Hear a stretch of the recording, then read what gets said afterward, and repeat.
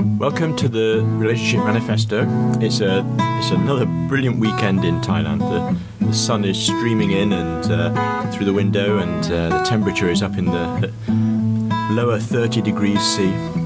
Life's good, and it's good because I have Stephen Whitehead with me again. My name's Chris Smith, Shambles Guru on Google, and Stephen is a researcher, an educator.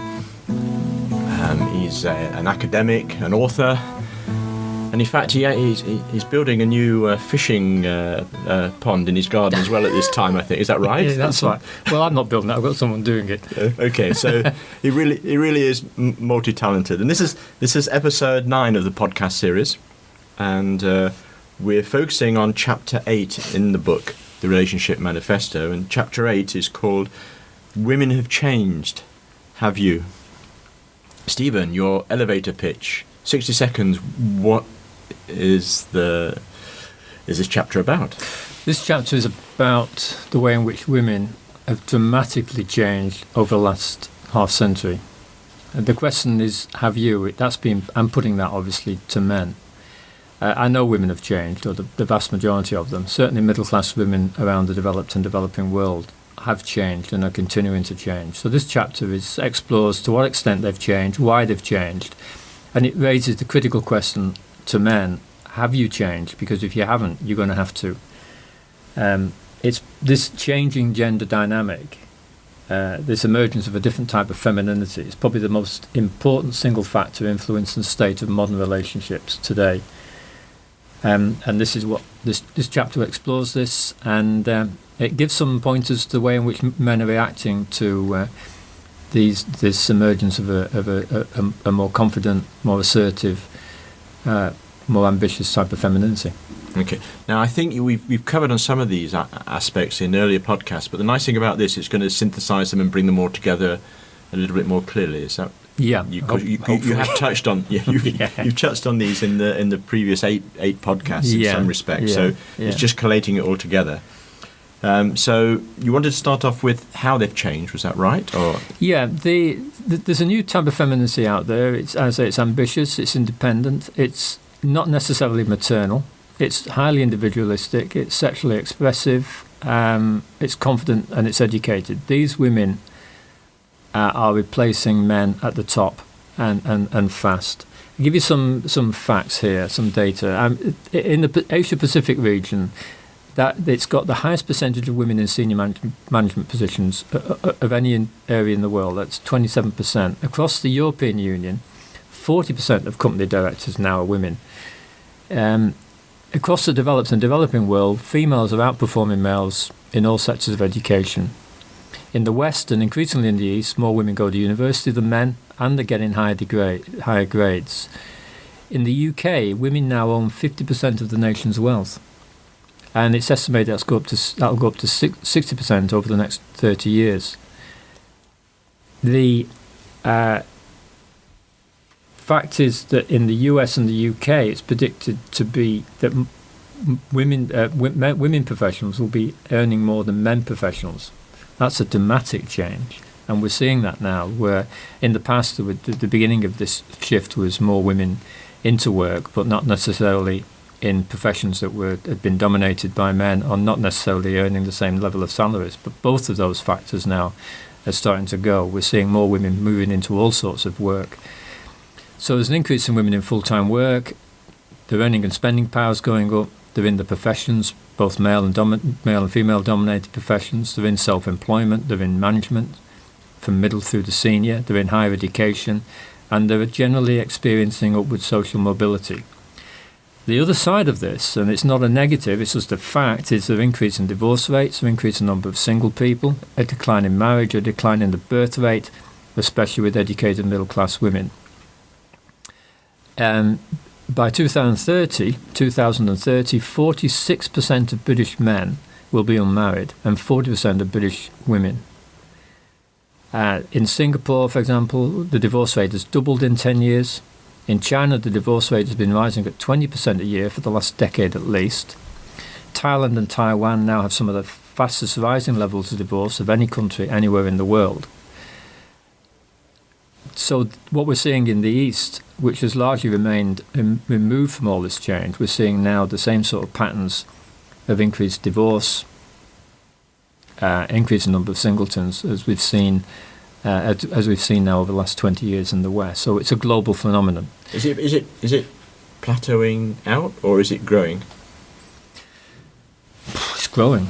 Yeah. I think in terms of divorce, I think that we're likely, as I said in previous podcasts, we're likely to see a slowing down of the divorce rate as a consequence of the 2008 economic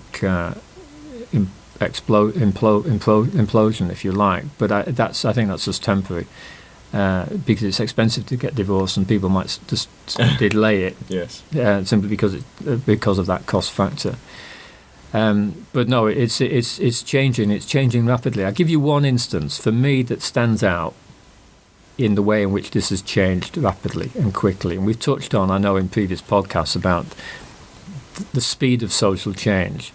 I want to look at Switzerland. Now, Switzerland is one of the wealthiest countries in the world, a tiny country in the middle of Europe that's often stayed immune from many of the social, political and economic upheavals of the 20th century.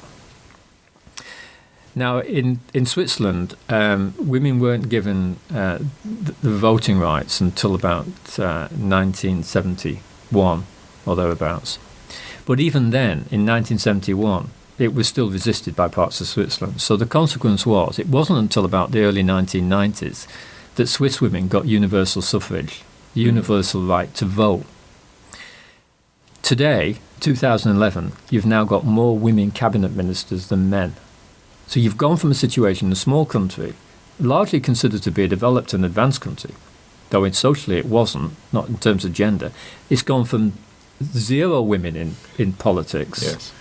women not even being allowed to vote, to the point that now women are in the majority in power in Swiss Parliament.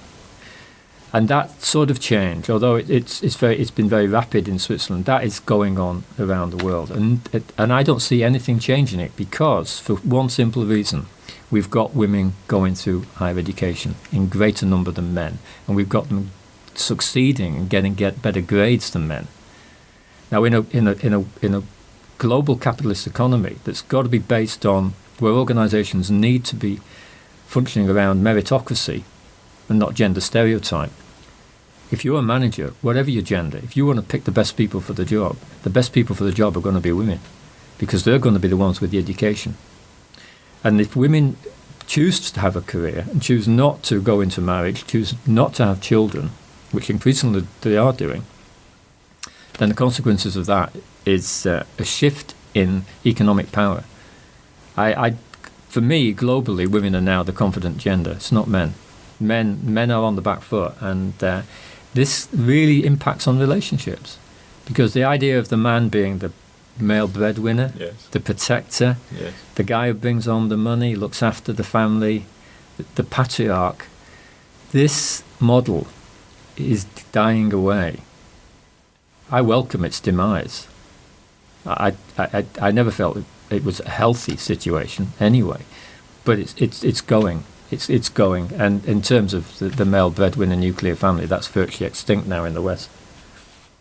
I'm sitting here being I'm feeling a bit sad about this, because you just mentioned the word extinct. I begin to wonder whether the male population is, are we being kept around for convenience? You and I have had this discussion before, I know. I mean, at this point, the fact is I have no idea, but I may have a sense of it. My sense is that the changes that we're seeing, if they carry on as they have done, at the speed they've done, one can speculate that in 200 years' time, men will certainly not have anything like the power or importance or significance that they've enjoyed over the last 5,000 years in society. This all rests on certain issues staying stable. One is the continued technological growth, the absence of any environmental disaster. But in terms of if society is to function and develop, then it can't do so unless women are educated. when women get educated, they make several decisions, as a rule, not all of them, but as a rule they make several decisions, and one of the big decisions is not to have so many children.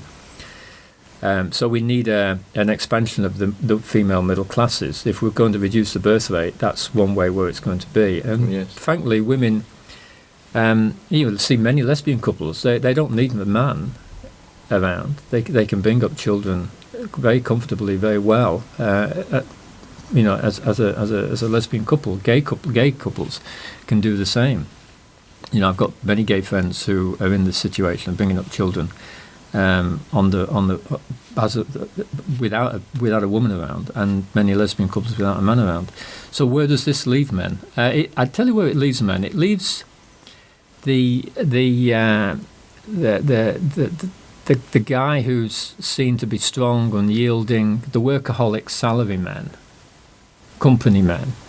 It leaves them going nowhere, frankly. It leaves those men who are seen as homophobic, aggressive, emotionally dysfunctional and misogynistic. These men I call Neanderthals. It leaves them going extinct, sure.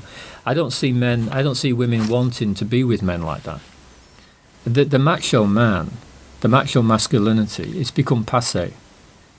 It's out of date. It's past its sell-by date. Women might like watching this sort of macho character on films and television, but they certainly don't want to live with one.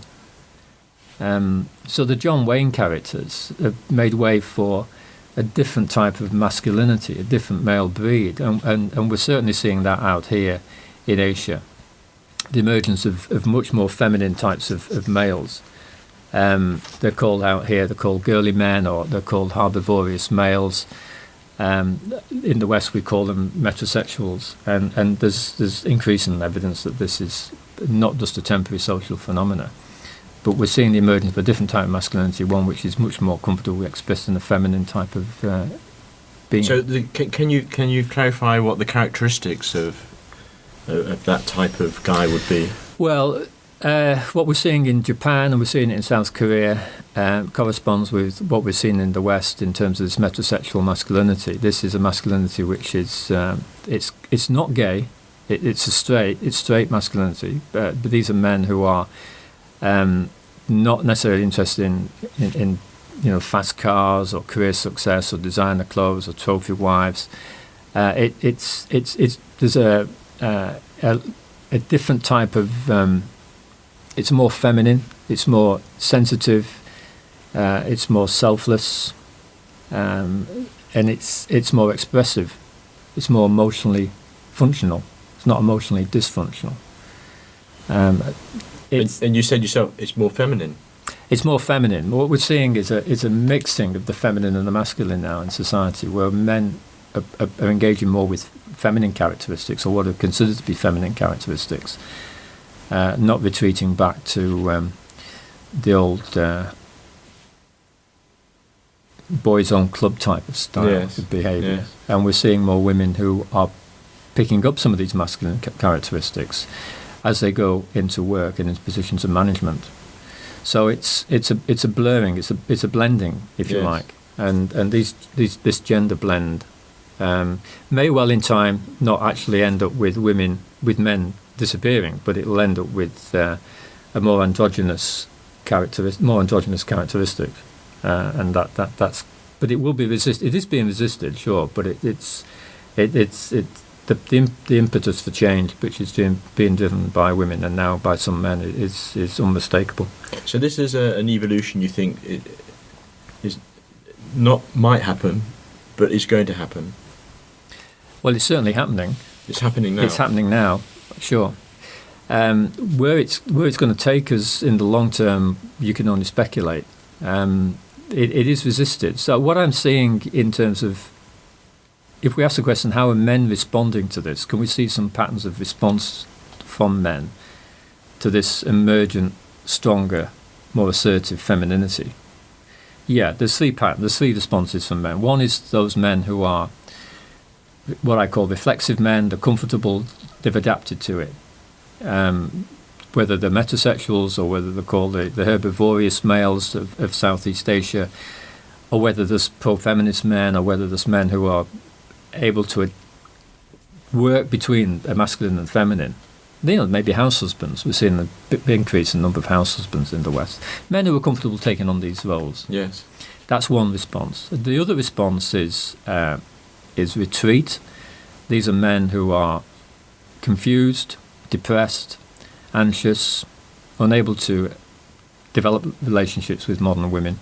They end up living on their own or living with their parents. They never actually grow up or mature slowly. And they actually end up avoiding women. And many men who don't understand what's going on around them, who are not able to communicate with this new femininity, who are still stuck in their head with some traditional style of masculinity which is no longer appropriate or even welcome, then they have a social problem, personal problems. And the third response is resistance.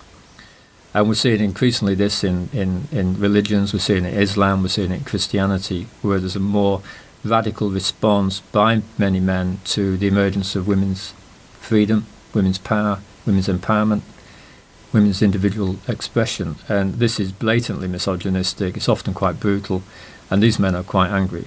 So you have, in the sum, you have the reflexive, where the men are okay. Yes. You have the retreated, where the men are depressed and confused, and you have the angry, where the men, you have the resisting, where the men are angry, and trying to stop it. I'm trying to empathise with young males in the world now. Yeah. Sort of young 20-year-old males. How do you think they're aware of this, or do you think, and if they are aware of it, what do they do? You mentioned confused. I think I'm getting a bit confused about this. It's actually not confused. It's sorry, I still can't get the word extinct out of my head. Right? am I extinct? You're okay for a while, right? Yeah. Right. But what about the youngsters? Well, young adults. How do you think they're feeling about this? Well, they're emerging into a world where the rules of gender are not there anymore. You and I were brought up into, I think many do feel unsettled and insecure, and often depends on the level of education they've got and the communities they're living in. But you and I were emerged into a world where the gender roles were pretty fixed. Women stayed at home, and if they did work, it was part-time, temporary. Men went out and earned the bread, and they did that on a full-time basis often, with one job that lasted a lifetime. Yes. And they lived in the same community all their lives. And you were brought up in that community, and you stayed in that community, and you married in that community, and you died in that community. Not anymore. Now we've got a very dynamic, open, connected, technologically driven, globalized world, where what happens in Singapore, it has an impact on what happens in America within hours, and as we've seen with the Japanese tsunami, everything's interconnected. Yes. It's a world that the old rules have gone, new rules have yet to emerge, but certainly what we're seeing in terms of gender roles and gender identities is, men can't retreat to the old stoical, aggressive, domineering type of male. If you ask the question, for example, let's say in the 1950s, where were women in the boardroom? I'll tell you where women were in the boardroom in the 1950s. They were the ones bringing in the tea. Yes, I was going to say that. Yes. They were the ones cleaning up after the men directors had walked out. Yes. That's gone. Yes. You know what the 21st century manager looks like? She's about 30 and she's Asian. Really? Yeah. This is the dynamic that we're seeing. Now, men have got to get used to this. We're seeing in Hong Kong, for example, the number of managers in Hong Kong has gone up from 30%. Female managers has gone up from 17% in 1994 to 30%, over 30% today. Dramatic.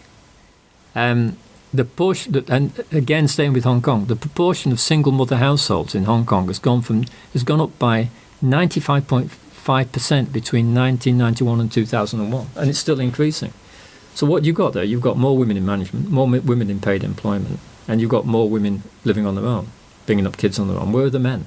Because they're no longer in work to the extent they were, and they're no longer the male breadwinners. Where are they? Well, I tell you where many of them are. a lot of men in the UK and in the US, they're locked into an underclass existence. You know, they're unemployable. They have no education. There's millions of what we call NEETs, not in education, employment or training, in the West now, and the same phenomenon is emerging elsewhere.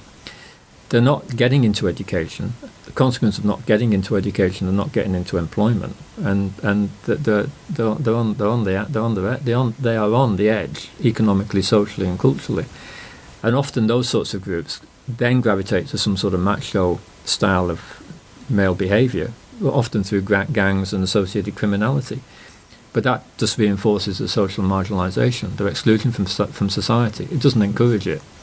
The way around it, I mean, I've worked with sociologists and activists in this area in the past, and the way around it is to try and bring in male mentors who can work with these disenfranchised young males. And it's mainly young males. It's not, the women are less of a problem. It's the young males, because they often revert to not just criminality, particularly through drugs, but also they revert to violence. And it becomes increasingly a macho performance which can only functions in a very small localized situation. You take them out of that environment and they can't function. They can't function back in a college or a university. They can't function in middle class society. They become disenfranchised. So we've got that set of males, and we've also got the educated men who are going through university, who are associating with women and seeing women in positions of power and authority and are quite comfortable with it. And my hope for the future is with them, but they have to recognise that there's a whole bunch of men out there who are increasingly socially isolated and reverting back to Neanderthal type male behaviour, which has got no future in it. Wow, doom and gloom for God. I still worry that they're going to keep us around. You know, it's why are we here? Well, and in fact, I can, and I know everybody's thinking it, but I can only think of really one thing that they're keeping us around for now. Then is that true? I mean, as studs. Yes. How long have you got as a stud? Yeah, absolutely. What's your stud life? Yes.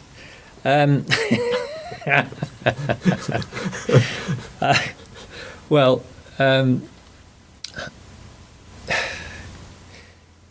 if women, we don't know what changes women will bring about once they truly emerge into a critical mass in power. We don't know. It might create a whole different world. It might create. I don't think it's going to create a worse world. I don't think they're going to do more damage than men have done over the last 5,000 years, and particularly over the last 1,000 years. Well, that's probably quite difficult to do anyway. I think it's pretty difficult to do. And men.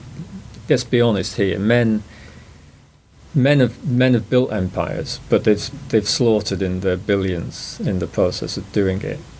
Who've kept communities together? It's been the women. The women. If you look upon the family, for argument's sake, example as one of the building blocks of any community, over history it's been the women who've done the nurturing, yes, done the emotional labour, done the physical labour to keep that family together.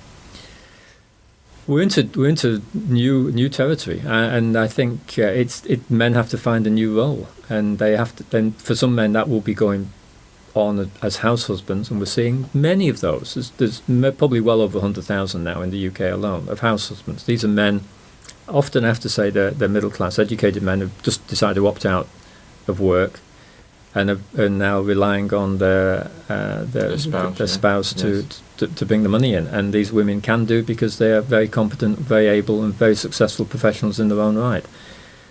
So that's one response. The other response, of course, is where you have men and women working together, both of them sharing every aspect of the work of the domestic role, raising children, looking after the family, and that works for some. And there will be men, of course, who are the main breadwinner, and they have a wife who is or a partner who's following a more stereotypical or more traditional gender role. But that's not done. If that choice is made, it's done as a choice. It's not done today because it's social expectation, as it was with our families. It's done because the woman's decided, well, okay, and the man has decided that this works for us. So this is about choice and openness. And the rules have gone. The boundaries of what it means to be a man or a woman are changing dramatically. People, however, like security, they like certainty, Yes. they like predictability. The downside, of course, of all this is that the people have to make it up as they go along now. We've got so much choice. You educate millions, as we are doing. You give them an advanced education. You put them in a globalized, economically dynamic setting, and people make a lot of choices about where they live, who they live with, how they live, the sort of lifestyles that develop. Yes. What about if you're a parent, speaking to the parents that are listening who have children, sort of pre-puberty children, sort of 12-year-old, they have a 12-year-old son. What advice can they give to their 12-year-old son to help prepare for this change? First of all, to treat women with respect and see women as his equal.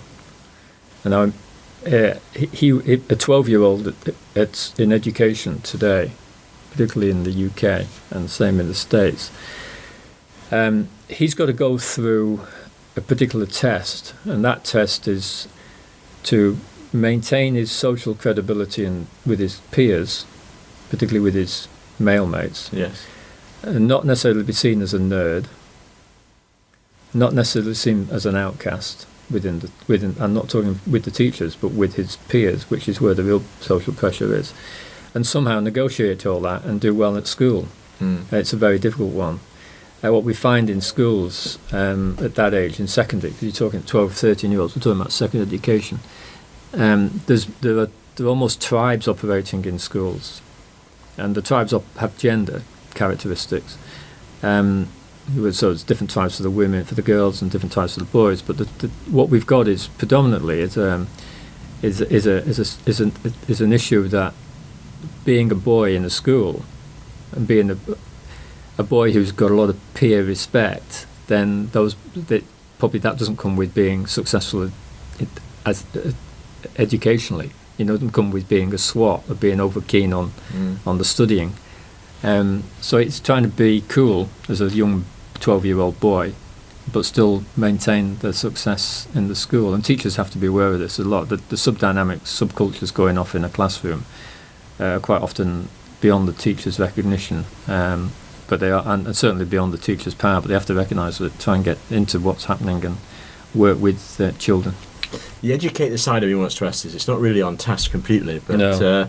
The educator side of me wants to say, do single-sex schools prepare for this metamorphosis better than mixed schools? I think for girls, yeah. I think single-sex schools for girls can work quite well, because you remove one of the most difficult components by having a single-sex school for girls, and that's disruptive boys. You take them out of the equation, the girls can get on and study, and they can do so in a way which is conducive and developmental. However, for boys, a single-sex school for boys is definitely not advisable. Boys need to be with girls. They need to work with that gender. And they need to get used to be able to communicating with that gender, seeing that gender not as sexual objects, but as the equals, working with them, studying with them, getting to know them. If you come out of puberty and you've not talked to girls, Slight disadvantage, right? oh gosh, then the beginning of all sorts of problems which are going to come out and materialise later on in life. It's boys need a lot of mentoring, both with a father or male figure, and of course with a female, dominant female, strong female figure as well. But what happens where families are stretched in terms of time, and the television becomes or the computer becomes the vehicle by which children are almost controlled or kept quiet. The parental interaction diminishes, and out of that arises problems if the boy child, particularly if the male is constantly around his mates and is not mixing with members of the opposite sex. Yes. It's healthy. We need the lads to develop a form of masculinity which is not the simplistic macho and doesn't understand females. Okay, this is the 30 minutes is up again already. Okay. This goes very quickly, and I have a suspicion there are points that you haven't touched on yet. As a reminder, this chapter's called "Women Have Changed." Have you? You said actually at the beginning that this was really focused on the male audience, but I suspect that the female audience are going to benefit from this chapter just as much as males, right? Oh, absolutely. Yeah. I think I'm hoping that it's the whole book is empowering for both men and women. Yes. I'm being realistic here, but I'm not looking, and there are aspects of it which are challenging. I'm not wanting to be unduly negative, but I'm just saying this is what we're seeing around the world. Unpick it and make sense of it as best you will. But when the book comes out, it works best if both men and women read it. Yes. And men can reflect on these changes.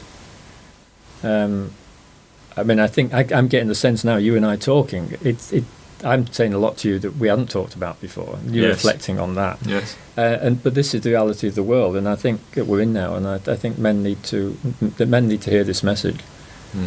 At the same time, I want to just make this point. At the same time, while we've got women moving into these, exerting more masculine characteristics, moving into positions of CEO and manager and all the rest of it, women still yearn for this traditional love relationship. It's part of them find it very, very difficult to let go of that aspiration. So again, the book is about how to negotiate that, how to manage that.